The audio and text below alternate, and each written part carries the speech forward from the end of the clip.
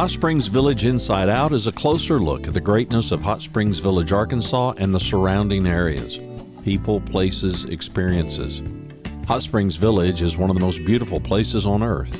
Join me, Randy Cantrell, and my co-host Dennis Simpson as we engage in weekly conversations to explore Hot Springs Village Inside Out. Today's show is brought to you by Central Arkansas's favorite radio station, KVRE. Find them on the dial at 92.9 FM. Stream them live at kvre.com.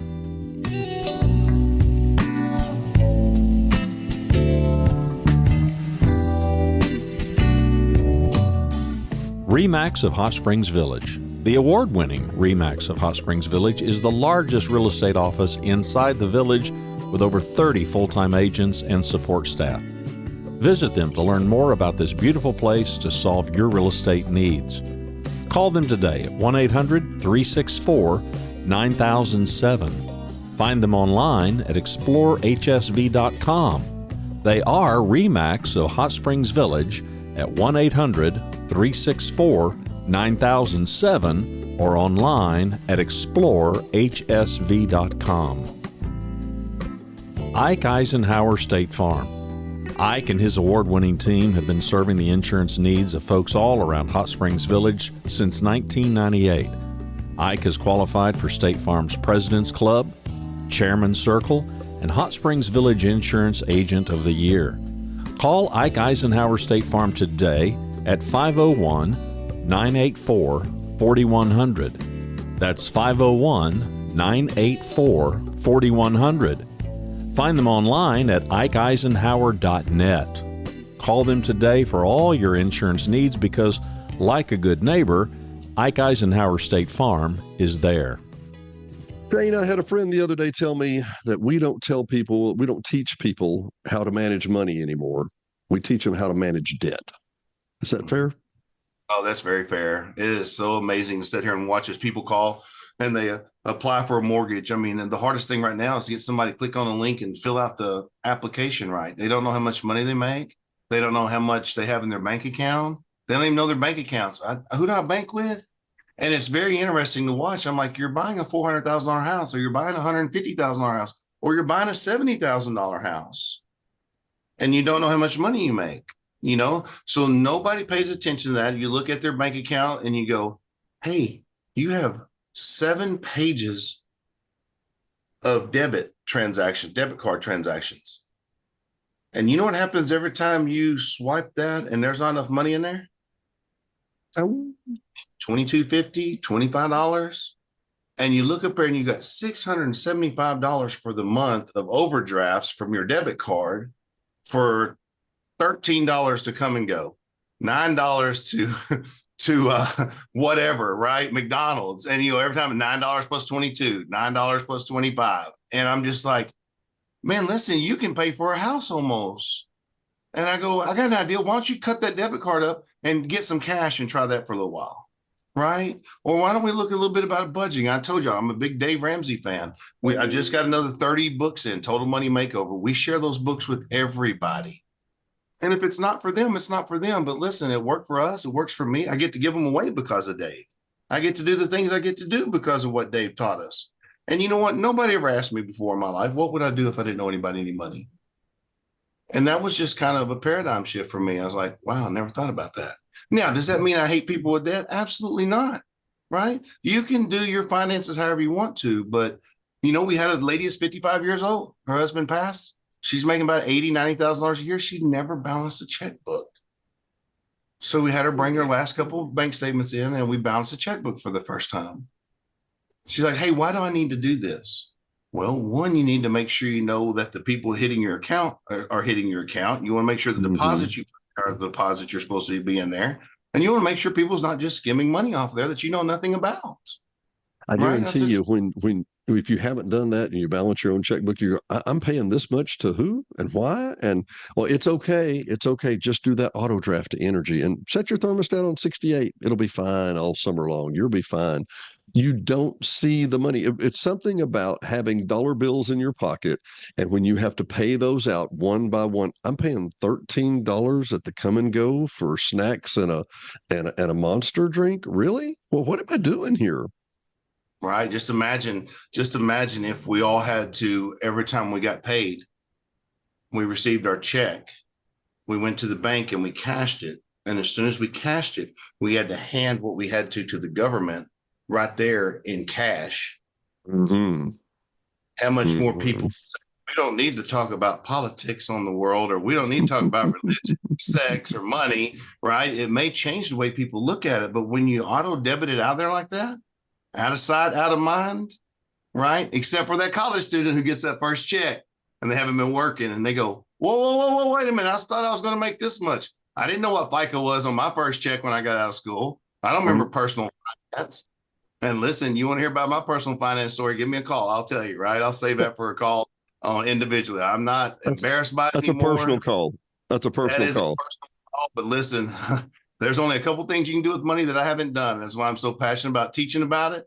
And people go, hey, man, I wish I could do that. Well, let me show you how we did that, right? If you want what somebody else has. Yeah, if you want what somebody else has, are you willing to do what they did to get there? Right. Well, I remember when we were in school, when you and I were in school, because you're about my age, but I remember when we were in school, the girls would go to home ec class and they would learn how to cook, how to balance a checkbook, how to sew, how to all these things. And boys would go over to the shop class, which at one point I was in 3 shop classes a day in Bryant, Arkansas. I thought I'd be the professional shop man. I was actually assistant manager at one point. All that to say, years later, I remember that would be 1980 when I graduated. 1991, I had been in IT for probably 2-3 years.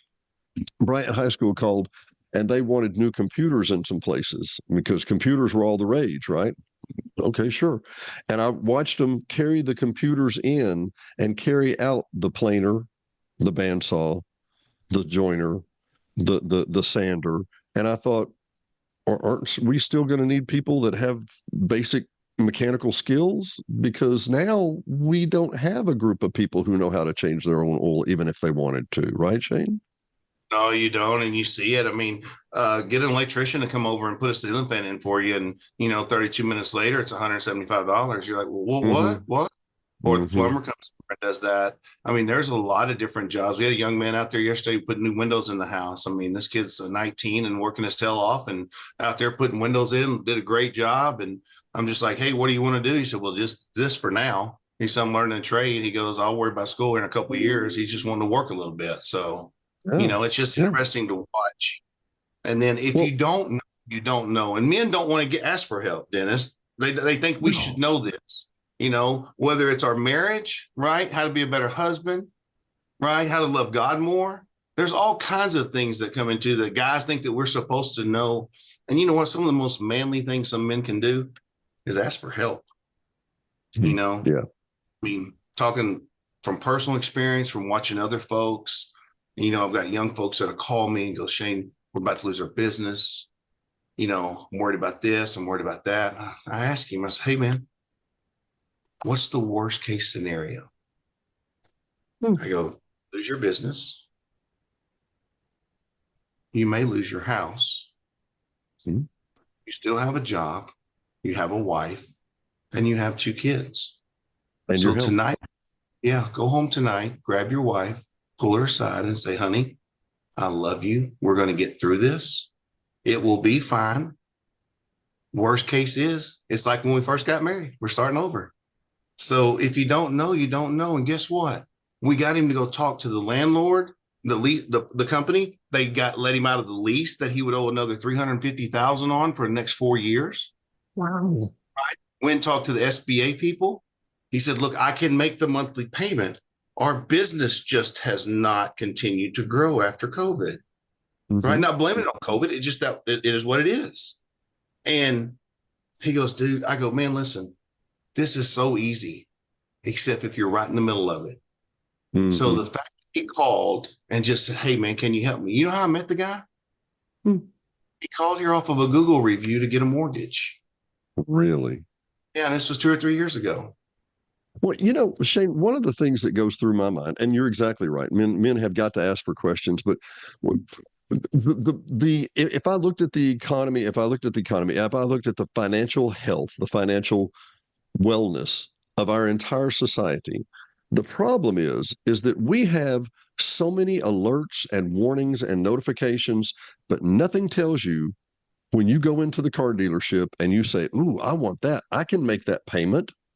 Nothing says, no, you can't.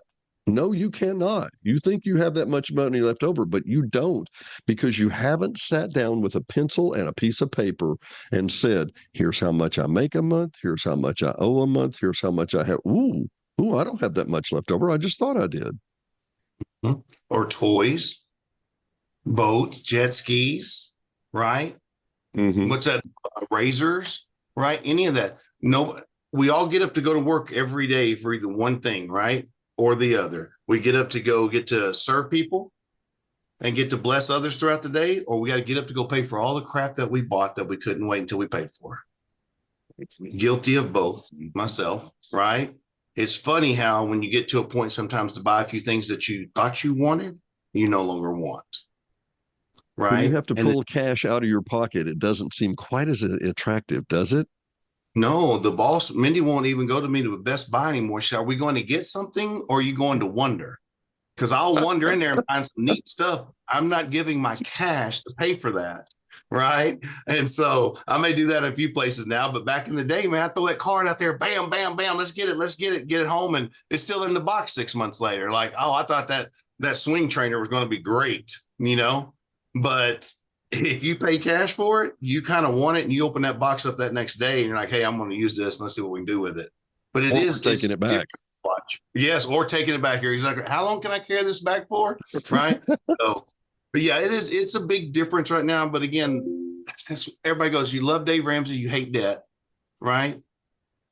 But I get to see their world, Dennis. I get to plant seeds if they say, "Hey, Shane, what would you do?" There ain't no preaching here, man. Listen, when I tell you my story, you can't, your system doesn't look nothing like what I went through. So listen, you're not even there. So, hey, if I can get through it on this side where you're at, we can get through that. Right.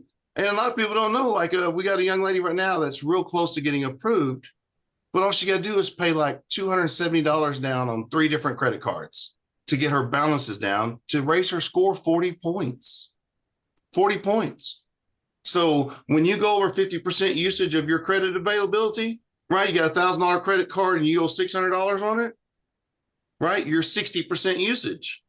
You pay that down to 400 and your score recalculates. It usually gets better almost every time.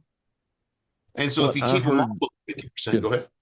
I'm sorry, Shane, I didn't mean to interrupt, but what I hear you say, and I'm just trying to translate it in guy terms or layperson terms, you're telling me that 2 dinners out and a couple of pairs of shoes, $270, is going to keep you from getting a home because you've not been diligent with your credit score or your credit money. Is that about right? We cannot get her approved at this time. But if she'll pay that $270 and we get her scores recalculated, it will get her score up there where she can purchase it. Well, let me tell you, I saw a Dave Ramsey TikTok. And for those of you that don't know Dave Ramsey, let's do the 5 Mile High view real quick. Financial Peace University. Which and he has basically he did a radio talk show, does a radio talk show. Now he has podcasts. Now his daughters have podcasts. Now he has books and seminars and symposiums. And I saw him this last week, and it would look like it was relatively recent. But he said that he said all these buildings on this campus that we own, debt free, not one dime, about 650,000 square feet. And he said that comes to about $500 million, about $500 million. He said, now my credit score is 0 because I don't use credit. He said, but I go down here to these apartment complexes down the street, very nice apartment complexes. And I say, I want to rent this apartment complex. I want to rent an apartment that the man is worth $500 million. He probably could afford a $2,000 a month apartment, right? Or $1,500 a month apartment, right? Well, with that $1,500 apartment, he has to have a credit score. They look up his credit score. He cannot even rent an apartment because his credit score is not high enough. But he could whip out his checkbook and buy the whole darn building, but Buy the whole place. can't rent one, right? Can't rent one. Yeah, that's one of my favorite stories that you hear. And everybody, and again, I don't tell people to go get a zero credit score, right? If Right. you get manual underwriting, there is a such thing as manual underwriting. It's not easy, right? You can have a zero credit score. It's easier to get somebody with bad credit approved than it is with zero credit sometimes. Really? Right. Because listen, they borrowed money, they paid it back, they have some kind of clue of what goes on with that. But what happens if you have zero credit score? They usually don't pay their rent with check. They're living for free. They don't have very many things in their name. Mom and dad's still paying for their cell phones, still paying for their insurance. They don't have any way to create a history, right? We had a 42, 43-year-old guy that's still living at home, went and bought his first house. He has zero credit scores. Zero, nothing, never had credit before. Got him. I said, here, if I were you, I would get online and get a Capital One, right? Because he had no rent history. He had paid for nothing. Get a Capital One card, whoever, I don't care. Get some kind of card. If it's secured or what, put a tank of gas on it, leave $5 balance on it every month, which requires a monthly payment. 6 months later, he had a 734 middle credit score out of all three. Yes, I'm dead serious on this. Listen, I'm not a credit repair expert, nor do I play one on TV. Right. I've just been doing this for over 2 decades, and I've seen it, and they give us tools to help use and figure out how to help get people's scores higher. Right. If they're in that situation, and it can change your PMI. It can change your interest rate. It can change your eligibility for certain products. Whoa. Let's go back to PMI just for a second. This is huge. This is huge. I want you to give us the 5 mile high view and then the mile high view. A lot of people that have heard PMI, well, I got news for you. If you don't know what PMI is, and you're in that range, it's about to bite you in the butt. It is, but listen, I love PMI. Everybody's like, what? Why do you love PMI? The reason why I love PMI, because people are not going to be able to put 20% down very often. Whoa. What is PMI? PMI is private mortgage insurance, which is basically a little payment that's added to your mortgage payment each month that allows you to buy a house with less than 20% down. Now, did I say I'd love to keep PMI all my life? No, I want to get rid of it as soon as possible, right? Usually to get rid of it, you got to have 20% equity in your property, unless you've done an FHA or USDA loan, which those are generally lifetime PMI. So once you refinance or get into a different product or sell that house, you have PMI on that. And one of the cool things is, since the quality of loans are so good now, PMI is based off your debt ratio, based off your credit score, based off of how much you put down. So PMI can be so small these days that it's really insignificant, even on high dollar houses. Now, when you get down to lower credit scores, it's a little bit more, but it's not like the old days, right? But again, without PMI, you wouldn't be able to do an FHA loan with 3.5% down, a USDA loan with 0 down, or a conventional loan with less than 20% down. So PMI actually acts, it is an insurance policy. So if for whatever happens, I mean, you could have a catastrophic health issue and you can't make your payment for 7 months, the home is still going to be paid. They're not making the payments for you, but home, if they were to foreclose, I don't have an entire house sitting on top of me that I'll never pay off. I will be able to get out from under that. Is that correct? No. That PMI gives you the ability to purchase the home without 20% down. Right. Gives you the ability to put no payment down. That PMI, you're paying for the benefit to do that. The only person that benefits from that is they guarantee a loss percentage to the lender, not you as a person, right? Gotcha. You as a person. Yeah. If you can't make the payment and there's a deficiency judgment on foreclosure, then that's you, right? Even if you do have PMI. So the PMI just gives you the ability to purchase a home without having to put 20% down. Can you imagine how bored I'd be if I had to wait on people to put 20% down? Or really bored? Really bored. Yes, really bored, right? But again, they've gotten the quality of loans and the underwriting down so much where they've actually passed that on down to the borrowers now where it's not near as much, right? You don't need to insure so-and-so for as much as you do so-and-so, right? If you have a high debt ratio, you're probably not going to, you have a higher likelihood of maybe foreclosing. If you have a very low debt ratio, you got one little car payment, little credit card, and you got your house that you didn't max out, right? And again, the big thing right now, the number one thing stopping people, let me say this real quick. The number one thing stopping people from buying houses right now is closing costs and down payment. That's the number one Closing thing. Cost? Really? Closing costs. People just can't come up with the cash? No, they can't come up with it. And here's the deal. Used to, in the good old days, we had a couple of things.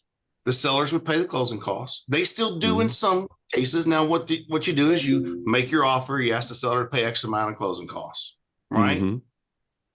A lot of them won't do it, but there's still some that do it, okay? But again, most of the offers right now on houses that come out that are any good real quick, they're getting multiple offers the same day, some higher than, and this is where the rates are now. If the rates get lower, you're going to have even more people competing for those houses, and they'll come off the sidelines. Or we could raise the interest rate, pay a little bit of higher interest rate.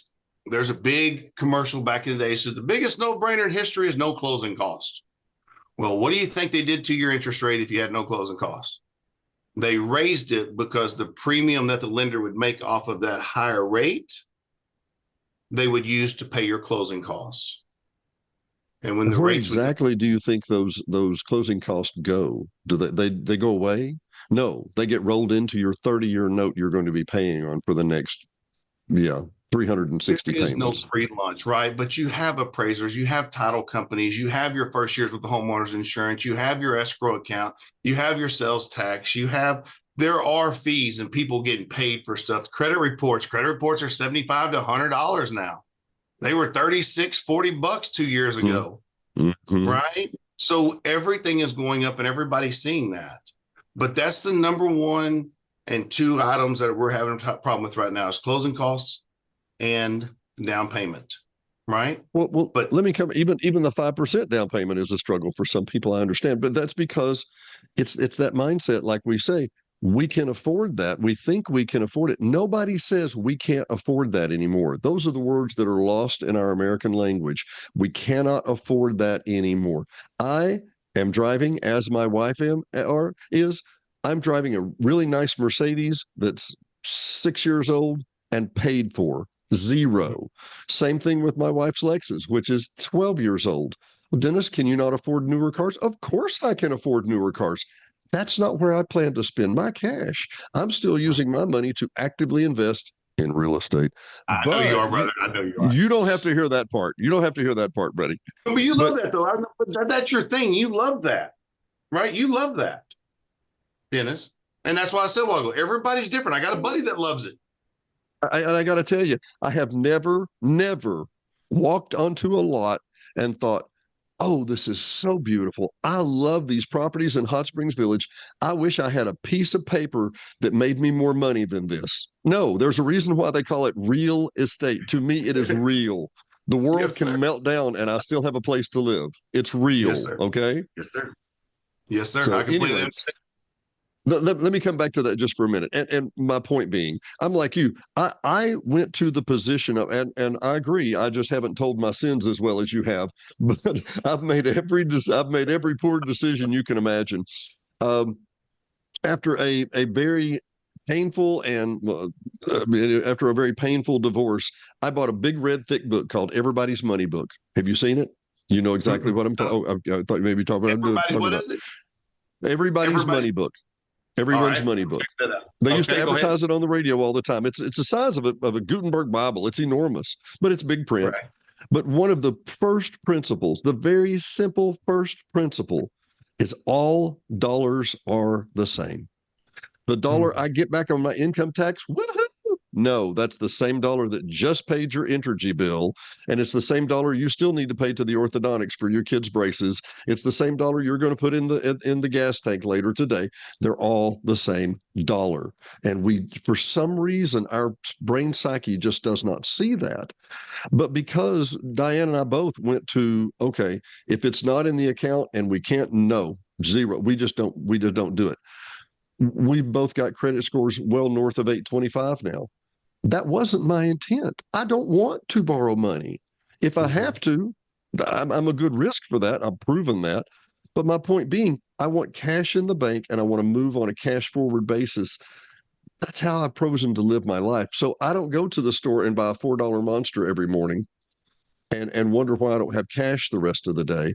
That's just not my deal. Today, right now, I'm curious what you would tell the first time homeowners that want to buy a house. What would you tell them to do, Shane? In what aspect? Dennis, what do you think about? Well, Are you talking about as far as? And I should have been much more specific. What financial gymnastics, what financial requirements, what do you need to change in your lifestyle for you to be able to afford a home? Let's look at that. That's great. It all starts with an application. So if you're 6 to 12 months away from getting a home and you're thinking about buying a home, come visit with somebody. Come visit with us. Let's make sure you understand that when you buy that $250,000 house, if that's what you're looking at, the payment's not going to be $1,100, right? The lady told me, well, on Zillow, it was only $1,100. I said, ma'am, that's impossible. And so we pulled it up and you clicked on it and they were assuming a 3.5% interest rate for mortgages. And I'm like, there's your difference. Right. Well, let me interrupt you for just 1 second. Let me interrupt for just 1 second. And I want to reiterate your answer. Come fill out an application and talk to a professional, not online, not, oh, I've got a Quicken mortgage. I've got a what? No, talk to a human, because you say, well, we haven't even selected a house yet. You're not listening to me. Talk to a human before you even sit and start. Well, we think we can afford that house. Have you talked to a professional about this yet? Right. Right, because the calculators online doesn't have the accurate PMI, doesn't always assume taxes and insurance, right? It doesn't say, hey, look, you qualify for this, you qualify for that. It's going to do everything it possibly can to get you to call.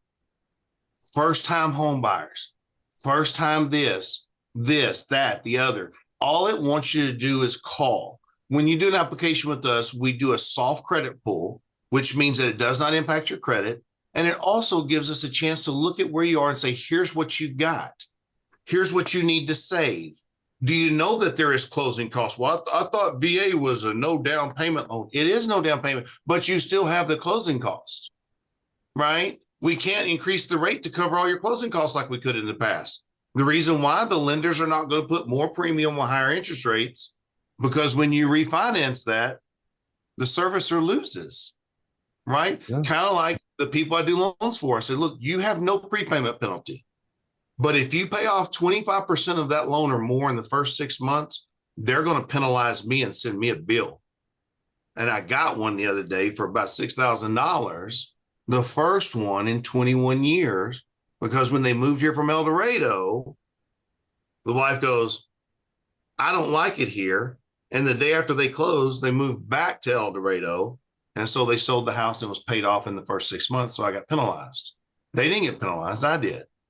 So a lot of people that are doing that, some of them have to wait for 6 months. We ask them to do that. They agree to it. If they don't want to wait 6 months, we send them to a local bank or go do whatever. But I can't do that, right? Obviously. So every situation is going to be different. They just need to know what it's going to look like. What's the payments going to look like?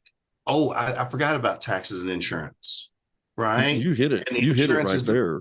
What Randy said, moving from Dallas to here saved him $23,000 a year.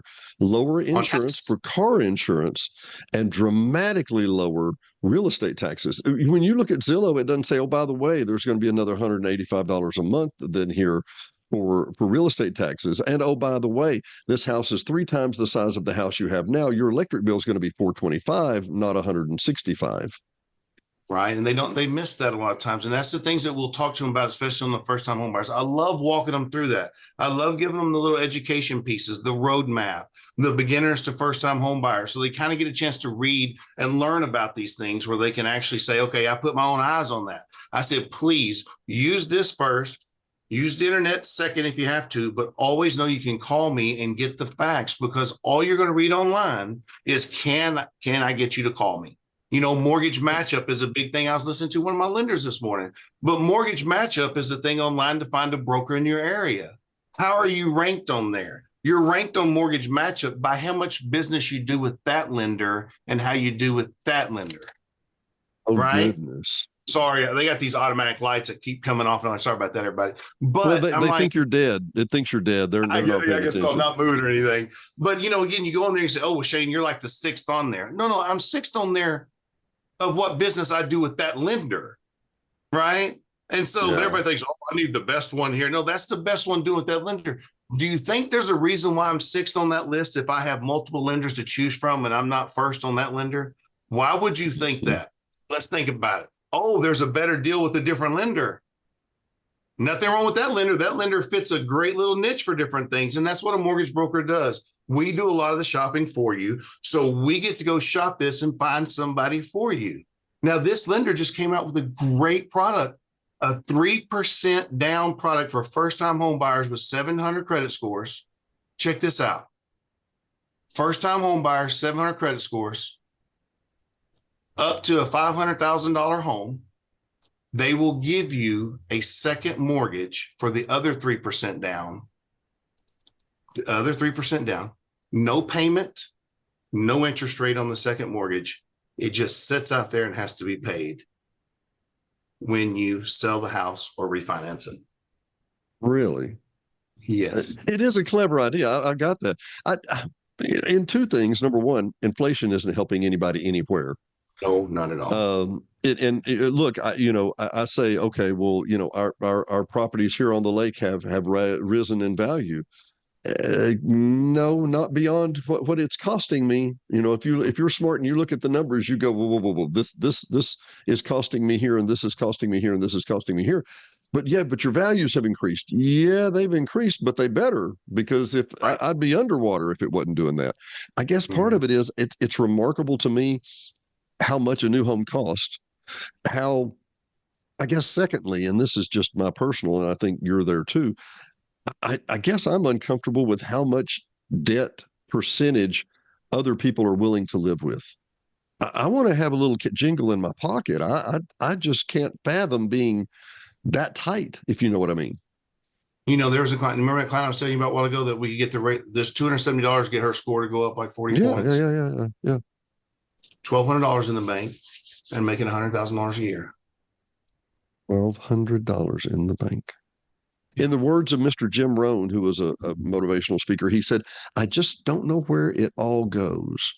You don't know where it all goes. You make $100,000 a year and you don't know where it all goes. But that's easy if you're not in tune. That's not me being critical. It's no. I sent her a message and I go, "You are so blessed." And I said, I would no retirement. Yeah. Right. 40s, making six figures a year. And I'm like, listen, it's easy if you don't pay attention. Right. It's so easy. I had a friend, a rival fraternity guy, right? Back in the UCA days, early 90s. Mm-hmm. So, man, I'm making $60,000 a month and I don't know where all my money's going. Would you please sit down with me? And you and I can't battle. Yeah, you heard me. Yeah. And to be frank about it, and this is not a us, them, they, all that kind of thing. Yeah. But there are advertising companies, there are organizations, there are entities, there are mega corporations, and there's little corporations that are more than happy that you don't know where it all goes. They live off the fact you don't know where it all goes. It's called advertising. Yeah. You ever wonder why they advertise nails and toilet seats from Home Depot or anywhere else? Because those are needs. You're going to need those, right? And there's no money in those comparatively, right?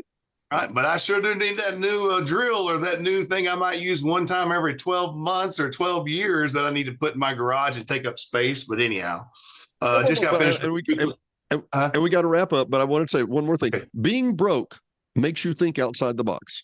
And I'm not trying to be funny. If you, let's use your example, okay? They're advertising cordless drills, but not that much. It's not exactly like they're advertising cars and beer and everything else that's extremely high profit.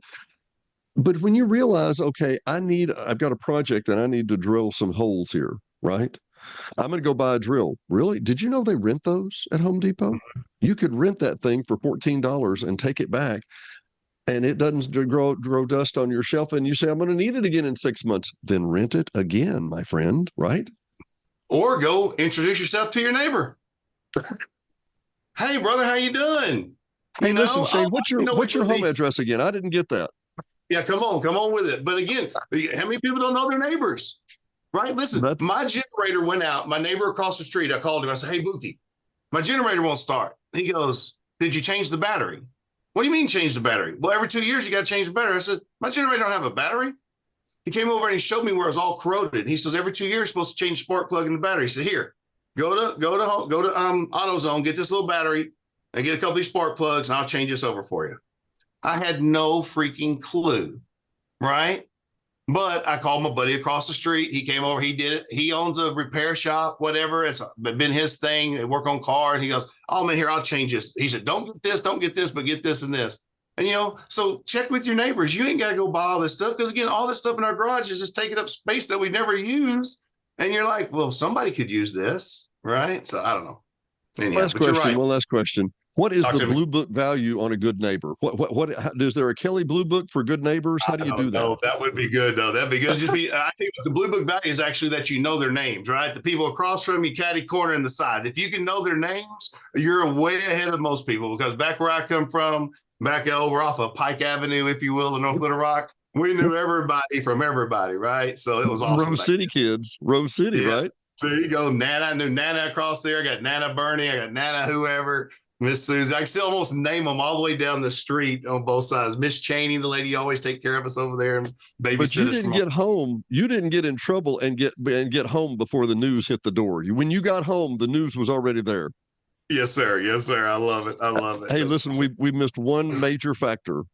How do I contact you? Where do we find you? What's your phone number, Shane?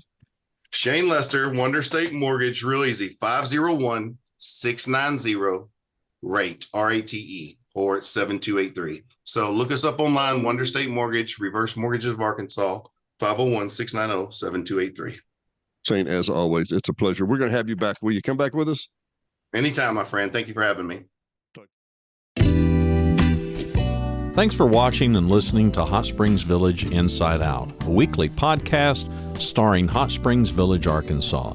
Visit the website at hotspringsvillageinsideout.com.